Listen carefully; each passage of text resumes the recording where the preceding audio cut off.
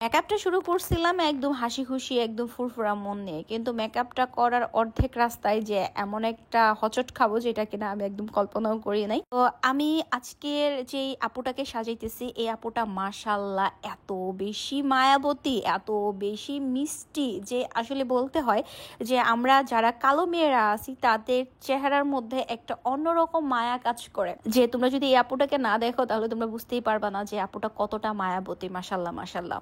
আমরা সবসময় না সাদা চামড়াওয়ালা মানুষ খুঁজি যে ফর্সা কিনা সুন্দর কিনা, কিন্তু ভাই এই সাদা চামড়াওয়ালা আপুদের থেকে একটু আমরা শ্যামবর্ণের যে আপুরা আছে তাদের দিকে একটু তাকাই দেখেন, আল্লাহর যত মায়া আছে না এই মুখটার মধ্যে দিয়ে দিয়েছে। তো যাই হোক, আমি কিন্তু আই লুকটা নিজের মনের মতো করে করতেছিলাম। আপুটা আমাকে কিছুই বলে নাই কিভাবে আই লুক করবো, কিভাবে কি করবো, জাস্ট বলছে আপনি আপনার মনের মতো করে আই লুক করে দেন। তো আমি আমার মনের মতন করে আই লুক করতেছিলাম, কিন্তু শেষ পর্যন্ত যা হয়েছে ভিডিও দেখতে থাকো, অবশ্যই তোমরা দেখতে পারবা যে কি করছিল।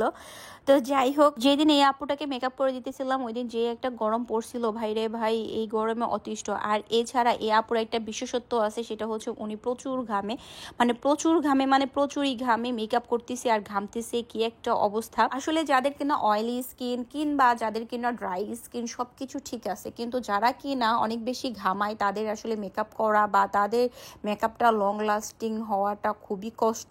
ঘাম হইলে মেকআপ উঠা যাওয়ার সম্ভাবনা 99% থাকে। তো এটা আমার জন্য অনেক বড় একটা চ্যালেঞ্জ ছিল, কারণ আপুকে যখন সাজাইতেছিলাম মানে আপু সমানে ঘামতেছিল, তো আমি ভাবতেছিলাম যে আসলে কি করা উচিত, আপুকে কি না করে দিব, আমি আর সাজাতে পারবো না যদি বেস মেকআপটা করার পর নষ্ট হয়ে যায়। মানে খুবই টেনশনে ছিলাম, বাট ফাইনালি বেস মেকআপটা কিছুই হয় নাই, সবকিছুই ঠিকঠাক ছিল আলহামদুলিল্লাহ। কিন্তু বললাম না যে আই লুকে একদম অবস্থা খারাপ করে ফেলছিল আইলাইনার দিতে সময়। তো মানে এখন পর্যন্ত মানে মনটা এত বেশি ভালো লাগতেছিল, কিন্তু যখনই আই লুকটা নষ্ট করে ফেলছে মানে কি বলবো। দেখো কি সুন্দর করে আইলাইনারটা শুরু করছিলাম, কিন্তু জাস্ট তোমরাই দেখো, তোমরাই শোনো, আমি কিছু বলবো না। মানে কি যে করছো দেখি তাকাও, মানে এই জায়গাটা নষ্ট করে লাইছে।